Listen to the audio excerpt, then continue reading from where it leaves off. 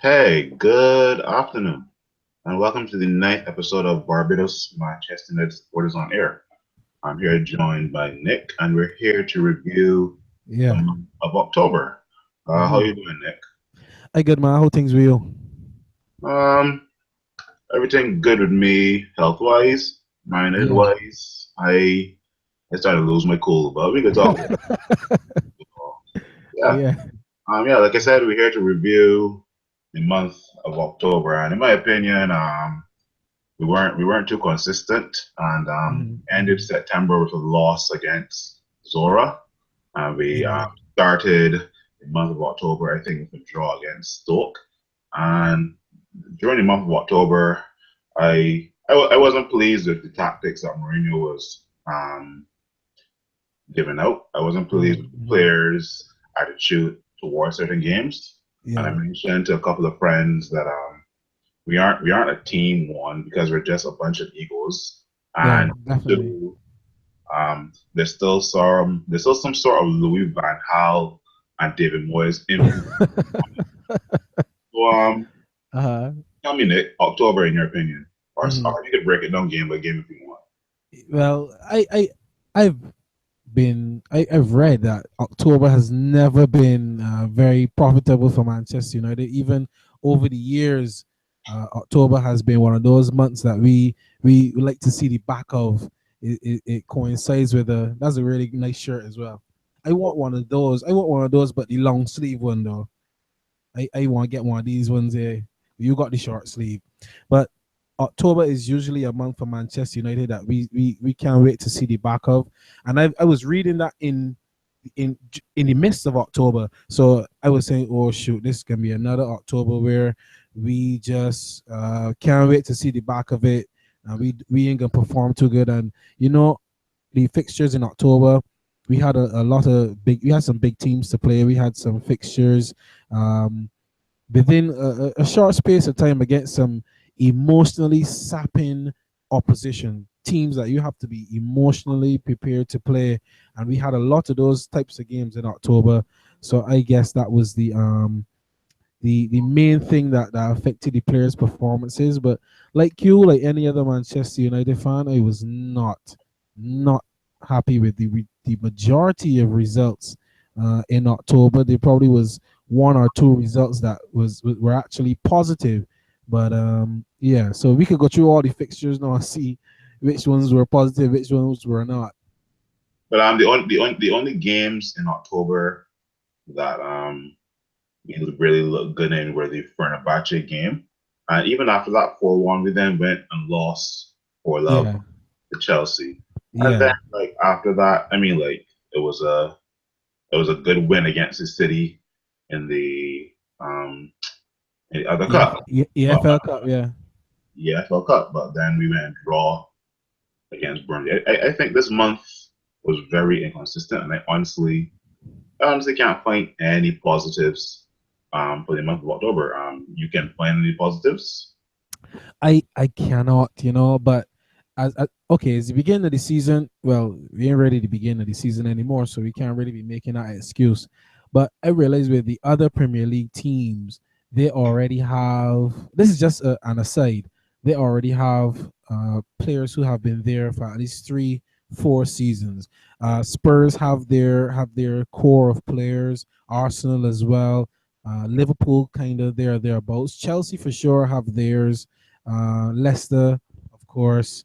So it is now for Manchester United. If we are going to stick with Mourinho and his tactics and his players, we need to see some sort of harmony between the teams and in the team, and some sort of harmony between the manager and the players, because we're seeing a lot of conflicting stories about things that the manager has said towards certain players, things that the manager has done, but we haven't won in the Premier League since September 24th. We haven't won in the Premier League for the entire month of October. And when I think our winning mentality obviously was down to Sir Alex, and not to speak about Sir Alex all the time, but our winning mentality was down to him. And now with Moyes coming in and Van Gaal coming in and now Mourinho, all three of these guys have attempted to bring back the winning mentality. And for sure, in October 2016 was not the month for Mourino to try to bring back that mentality. But it's just a mentality that has evaded Manchester United for too long, almost 3 seasons. And it it is definitely time for our new signings to be stepping up to perform for the club. We're currently sixth in the Premier League, in sixth place in the Premier League, 3 points behind third place, fifth place Spurs. So now the onus is on us to put together a good run in November and see if we can alleviate or alleviate the stress or really cut that gap, because United, we can't deal with another season of mediocrity. So we can go through these fixtures now. Well, I don't think we have to go through the fixtures, but like you said, we haven't. When I look at the results from October, I Yeah. would say it was not great. Let's look, instead of the team now, let's look at a breakdown of the players. Yeah. Like I think Eric Bailey and Mata and David De Gea, in my opinion, stood Hmm. out. Yeah. But The that's three. Yeah. that's just those three guys. But Hmm. the likes of Paul Pogba and also Zlatan, um, they couldn't grasp my attention per se. They performed pretty poor. And this is not said just because Pogba has a 8-9 million price tag on him. Is that Pogba costs 1 mil. It's just that I Yeah. just know what to expect from Paul Pogba, and I have not seen that in the month of October. I know Hmm. what to expect from Zlatan. I think Zlatan went 5 games without scoring, and Well, he went the entire month without scoring. That's for sure. precisely that. The So entire month. exactly. So like any positives per se, or just strictly because Well, in my opinion, the negatives outweigh the positives. hmm well, I mean, if you play 6 games in the whole of October and you only win two, draw two, well, draw three and lose one to Chelsea heavily, and the two victories were not. Now that we look at the two victories are not even that important or that outstanding in your mind, because we beat City in the fourth round of the EFL Cup, and that was on October 26th. And Mata scored the only goal in that game. And if I may describe that game, I think that game was pretty attritional. It wasn't very entertaining as a football fan, let alone as a Manchester United fan. Then you see we had a good victory against Fenerbahce on the 20th of October, a good home victory. Pogba scored twice. Martial also scored, and Lingard got on the team sheet, on the score sheet. I know you won't like that last part, Lingard, but we had that victory, and then you went to Fenerbahce, and then you lose 2-1. So it doesn't really instill that much confidence in fans when you have these big victories, and then just after that you have a loss in the same competition. And if you step back into the Premier League, 3 days after that game, we lost 4-0 at Chelsea. You could say that it was the fact that we had to play in the Europa League on the Thursday and then play the Sunday, which could be another argument for the scheduling of the fixtures and how it was to Manchester United's detriment. But We're not really in it because looking past, Manchester United have won Premier League titles and Champions League in the same year. right, right. So now is the lack of winners and the lack of a winning mentality in the squad. And I guess we could talk about Bastian Schweinsteiger later on in the episode. But Well, actually, I was actually going to interrupt you and talk to you about two forgotten players because, in my opinion, yeah. I think Steg is a very important player, and then he got Mourinho all of a sudden doesn't want him part of the first team squad, and then another Mhm. player that we signed I've wanted to see on the field and Yeah. be a constant starter is Henrik Mkhitaryan. I Mhm. just don't know why fans are calling for like, why isn't Mkhitaryan starting or Yeah. why isn't Mkhitaryan playing some part in this game? Um, it's okay to bring on the likes of Lingard, but Lingard can't influence the game. In my opinion, Mkhitaryan can't influence Yeah. a game. There was Definitely. a one game in September where Mkhitaryan and Rooney came on, they were subbed on, and they immediately influenced the game. Yeah, What yeah. Mourinho using Mkhitaryan? What do you think? Man, I don't really understand the manager's decision on Mkhitaryan. He said that Mkhitaryan, uh, he needs to prove himself. Now that baffles me It does. because Yeah. normally when a manager buys a player, okay, transfers make or break a manager, especially a new manager. Because if a manager bring in a striker and this striker doesn't score any goals, and bear in mind this striker doesn't score any goals because he's had the opportunity to do so. Normally, when a manager buys a player, this player is the man that is going to start every game. You see, he did that with Pogba.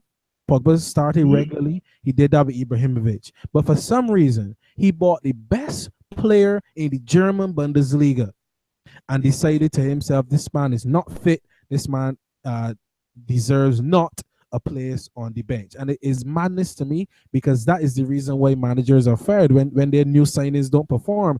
So I'm saying, Jose, if you bought this player, you must play the man because if normally managers, as I said, are judged by the success or failure of their new signings. So if you're telling the board and telling the fans and telling the team that this player that you have bought is not good enough, then you have already failed in your transfer dealings. What do you think about that? He's already failed in his transfer dealings because he bought a player that is not good enough, quote unquote, to start or even make the Well, bench for I Manchester kind of United, I kind of even agree when with he's fit. The man fit. It's So I true. don't understand what Mourinho is really saying about Mkhitaryan. So he thinks that Zlatan doesn't need time. He thinks that Pogba needs time, but he consistently starts Pogba, but he won't give Mm-hmm. Mkhitaryan any time. Yeah, Yeah, it kind of baffles me, but Mourinho has me confused. Mostly Nick and his tactics. Mourinho would start different lineups, and it's all coming back down to well, it all reminds me of how David Moyes was. David Moyes between September and December of the time he was in charge of Manchester United, he started mm-hmm. approximately 32 different lineups, and I'm Yeah, starting to see that. yeah, I'm yeah, asking why doesn't Mourinho know his best starting 11? I mean, like the likes of Klopp, the likes of Conte, Wenger. yeah, By yeah. now they know their best not to start All 11. of them, all of them. You see that not to speak about other clubs because this is Manchester United supporters on air, but That's true. that other club that wears blue that from West London, they have switched their formation and they've played the same players. Well, except for some players who have left on compassionate leave, but even the players that have come into the system have bedded in well to the system, and now they are I think 5 games unbeaten. They didn't concede a goal, score 15 or something like that. These are the type of figures that Manchester United need to be delivering to the fans. Now, I know that Manchester United fans are the most miserable in the world because we so accustomed to success and we so accustomed to being in the limelight and being the club who is controlling everything and dominating everything. And now for our club to be so limp almost, that makes us miserable. But all of these guys you just mentioned, all these other managers, they know their best starting 11 at this point is November. These people know their best starting 11, and Manchester United do not know theirs. I think we know a few players who should start every game. Mata Herrera, uh, I think Eric Bailly as well, but he's injured now. David De Gea. Yeah. In my opinion, Nick, there are at least I want to say about 4 to 5 players that are regular starters. I'm gonna go with David Yeah. De Gea, Eric Bailey, Mhm. Christopher Mhm. Smalling when he's fit, Yeah. Juan Mata, and also I want to say Michael Carrick. Michael Carrick played a boss role today because, in my Yeah. opinion, Michael Carrick can play that parallel role, right? As Mhm. in when Pogba was at Juventus. Mhm. Um, I think the Michael Carrick and Pogba partnership is something that we should be going forward with from now to the end of the season. But Yeah. just to wrap up, in terms of November, what are your feelings for November? Do you think November will be a reflection of October, or will we bounce back? Okay, well, you spoke about the game today, right? We beat Swansea 3-1, and I Yeah, think this was Carrick's first start in the Premier League, wasn't it? it was Carrick's first start, and Carrick played a ball. So Carrick Right. definitely dictated that midfield. Okay then. He gave Paul Carrick Pogba freedom. Carrick played 5 games so far this season, and United won on each occasion, right? So I hope that now this opens Mourinho's eyes, and he can see that Michael Carrick is a player who is integral to anything that Manchester United want to do this season, because we want to be successful. We need to be successful, and Michael Carrick is the man. So I think that going forward, whether for November, December, our fixtures, our success is going to be integral, and it's going to be based on whether and how best he uses Michael Carrick. Michael Carrick needs to play in the Premier League. If Michael Carrick plays all 38 games, then I'm fine. He doesn't need to play on Thursdays. He Mm. doesn't need to play on Tuesdays and Wednesdays in the other cups. He needs to play every weekend for Manchester United. Now we coming up to the international break. After international break, we are at home to Arsenal, and I can only hope that we get 3 points. I know that we will get 3 points from this fixture. This is just me putting that into the universe.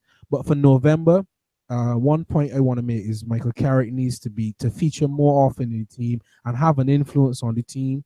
I think Wayne Rooney needs some time in and out of the team, because I think that benefits his performances when he doesn't play as regularly. Because remember on the last episode, I said that from the age of 17, Rooney has been playing 45 or 40 games a season, and he's now 31. And that is I want to say that is something unprecedented. A lot of footballers don't reach that milestone in their lives in terms of the games he's played, the goals he's scored. So Rooney needs some time in and out of the team. Zlatan is now rediscovered his scoring touch. I guess he don't like to score goals in October. I think October's the month he born into, so I don't really understand his problem with October and his scoring goals. But now he's seemed to be rediscovered his goal scoring form, and that is going to help us also. I think the same Ibrahimovic, he needs a partner. I think today Rooney played more as his partner today, and he got 2 goals. So I think that going forward, partnering Ibra with a partner, whether it's Rooney, whether it's Rashford, whether it's Martial, we have the firepower in terms of centre forwards. So we need to play our centre forwards, stop relying on the wings so much. We can put creativity on the wings rather than speed. You can Exactly. put you can put speed sometimes against teams like Swansea that we played today, or against the lower teams, but against the really good teams, we need to play 2 center forwards. If that is possible in Mourinho's tactics book, I have never seen it. You ever saw Mourinho's tactics book? No, I haven't gotten that mail as yet. I mailed him. I asked him to send me that in the summer, but he didn't send me it. He ain't sent me tax for either, so I know. But right now in the league, we have played 11 games. We've won 5, drawn 3, and lost 3. Mm-hmm, But more importantly, we concede 13 goals. mm-hmm. I ain't like that 13 goal thing. Today, game 3-1, we really should have been the game 3-0 or even more. That's And is those little 3-1, 2-1, and we beat Leicester 4-1, is that the team is susceptible to conceding goals, and you don't like that. You don't like to think about your team like that. But hopefully, we stop shipping the goals. I know our defense is pretty much makeshift at this point. true. Blin not really as consistent as he was last season. Maybe he needs a rest as well.